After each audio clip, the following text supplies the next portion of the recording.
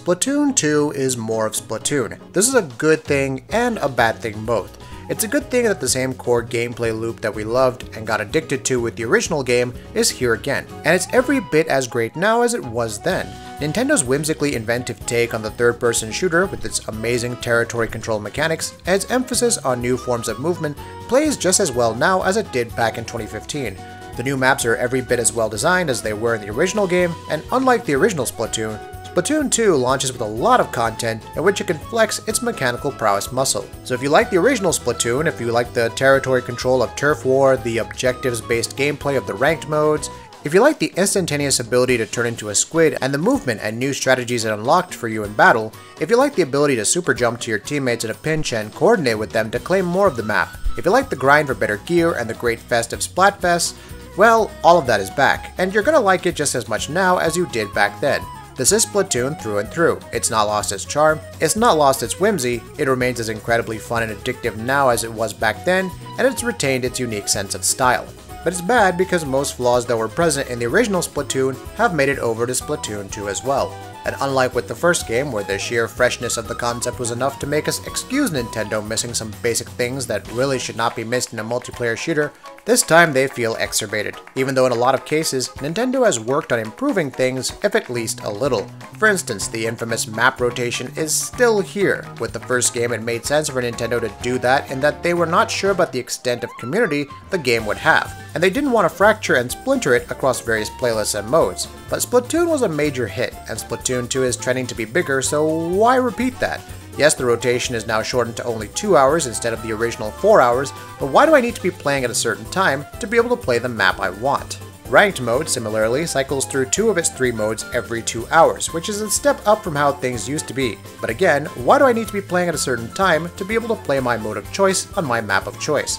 Matters are made worse because Salmon Run, which is the Horde mode for Splatoon 2, can only be played online at specific hours. Basically, it's like Nintendo's timed Splatfest events. It will only be playable online at certain times. You can play it locally whenever and without restrictions though. These problems were all present in Splatoon as well. In many cases they were even worse, 4-hour rotations for maps, and only 1 ranked mode playable per rotation. But back then there was that freshness of Splatoon's concept that sort of compensated for those flaws, and made it easier to overlook them. There was also the fact that it was Nintendo's first entry into the genre. Those considerations don't apply anymore, and there are no more excuses. It's probably a good thing then that Splatoon 2 plays as well as it does, because even someone more inclined to call the game out on its nonsense will be bowled over by its typically fun gameplay once they get into the swing of things. There is a unique flow to how Splatoon plays, covering the ground in your team's ink color to claim more victory, transforming into a squid to refuel ammo, and also to be able to move faster and gain access to control points you wouldn't otherwise, trying to color over enemy territory, trying not to step into enemy ink because you lose health,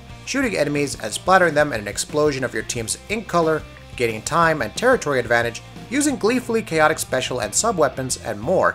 Win or lose, you get XP, though of course you get more for winning, and cash, which levels you up and lets you purchase more gear, better gear, which makes you more effective on the field. Rinse and repeat. You can spend hours playing it and not realize you've spent hours. Everything about Splatoon and how it plays is so effortless that you don't even realize when you get caught in the one more game trap. The core gameplay remains the same as in the original, though of course there are some changes thanks to new weapons, mixed up loadouts, and due to how differently Super Jump behaves. Super Jump was, if you remember the original game, the ability to jump to any teammate on the map instantly simply by touching their name on the Wii U gamepad. It was by far one of the best uses of the Wii U gamepad by any game because it made it a meaningful and integral part of the game's flow.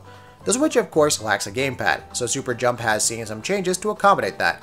You pull up the map with X now, X originally used to be for jump, which is now mapped to B, and each of your teammates is mapped to one of the D-pad buttons. It's a bit slower, and if you utilize Super Jump for your game a lot, there will be an adjustment period. But it's an elegant solution, and there are no complaints to be had from it.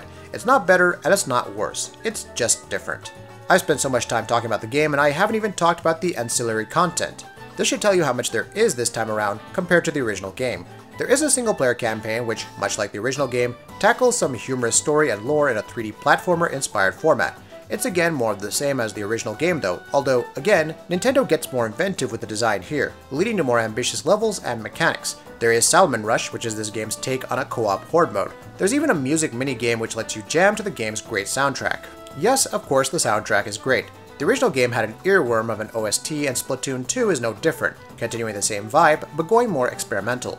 The music on the maps, in the shops, during the single-player campaign, the main theme song, and during the Splatfest is all great, and will probably become gratingly stuck in your head for days. Happily, the game looks great too, nailing its art style with far cleaner graphics than the original games. It's a subtle improvement, but it's also unmistakable when you put Splatoon and Splatoon 2 side by side.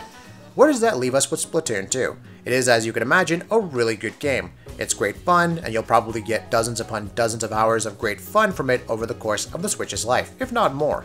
If the original Splatoon is anything to go by, Nintendo will probably support it with exemplary post-launch support in the form of great free content too. They already have some cool stuff announced and in the pipeline, as a matter of fact. There will probably be as many fun Splatfests to stake ground in as there was for the original game, if not more.